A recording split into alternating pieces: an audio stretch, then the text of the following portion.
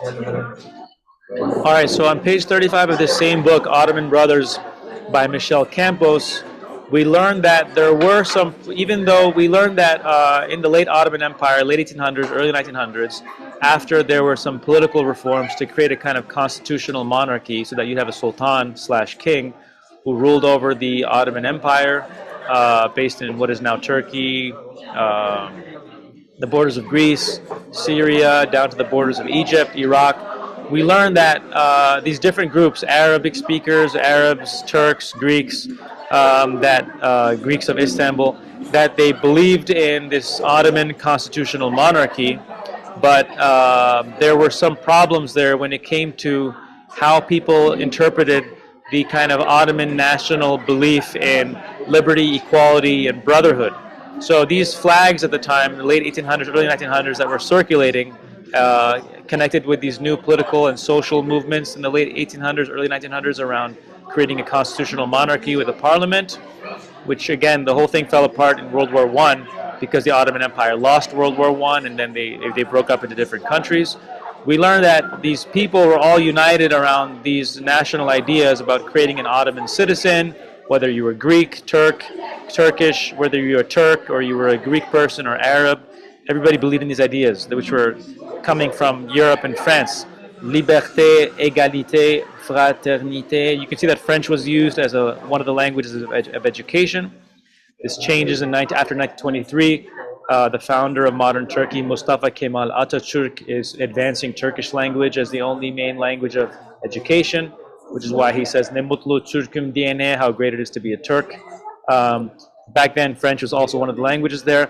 And in the middle, you see it in Turkish. It's ukhuwa in Arabic, but it's spelled in Turkish here. Turkish used to use the Arabic script until 1923. Uhuvet, ukhuwa is uhuvet, and there's hurriya, which in modern, uhuvet on the top, that's old Turkish. Modern Turkish would say for brotherhood, kardeşlik. This is hurriya, but in Turkish, hurriyet. Modern Turkish still uses hurriyet for liberty. And then musawa in Arabic. In Turkish, it's musavat. And today, I forgot the modern Turkish word for that.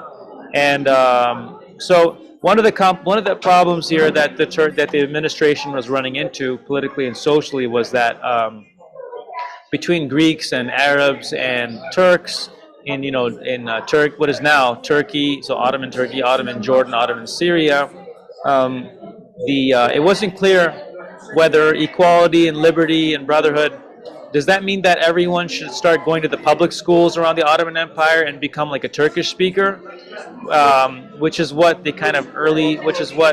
some administrators believed. They said if you want to be, if everybody's kind of equal and free, you can be a Greek and an Arab and a Turk, and you can go to your own churches and mosques, but you need to go to public schools in the late 1800s, early 1900s, and learn the new Turkish national language. We knew the new national language, Turkish.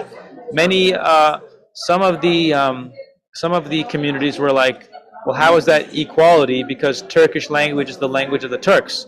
And if we're Arabs and we're Greeks, we want to promote the Arabic language as our language of education and the Greek language of our language education. And so there were some disagreements there about what exactly does equality mean.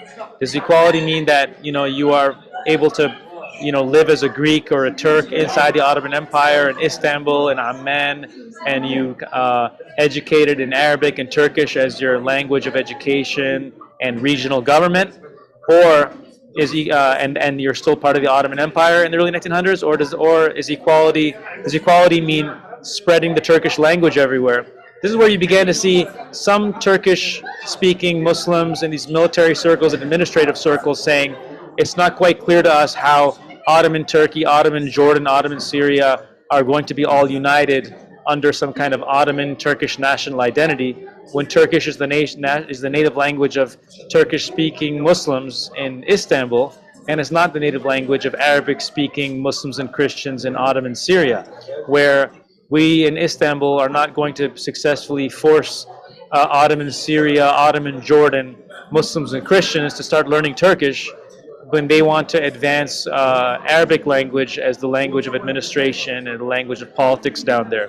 So this is where you began to see some early discussions of, kind of separate Arab nationalist movements to have a separate Arab country and Turkey as a separate country.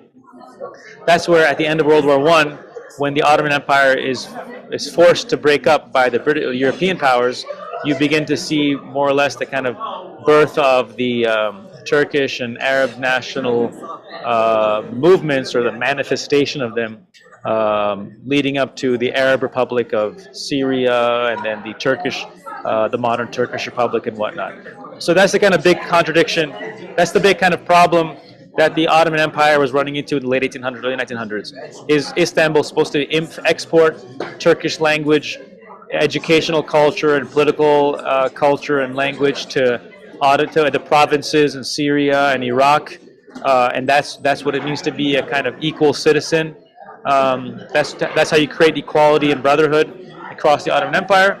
Or does equality and brotherhood mean that that the central administration in Istanbul is supposed to allow Iraq and the Ottoman Iraq and Ottoman Syria to maintain their Arabic language administrative culture, Arabic language education, and as long as they just remain very loyal to the central administration in Istanbul. So interesting kind of problem that, and the author seems to believe, Michel Campos, that European powers took advantage of this problem and began to encourage the other provinces to kind of separate, encourage Arab nationalism, encourage Greek nationalism, and to kind of isolate the Turkish-speaking Muslim central region.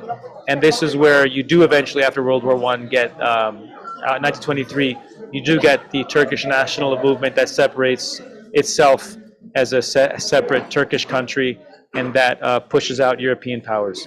The Syrian national movement, Jordanians, they were not able to push out European powers. This is where you get French Lebanon, British Palestine, British Iraq from 1920s into the 1940s. Very interesting.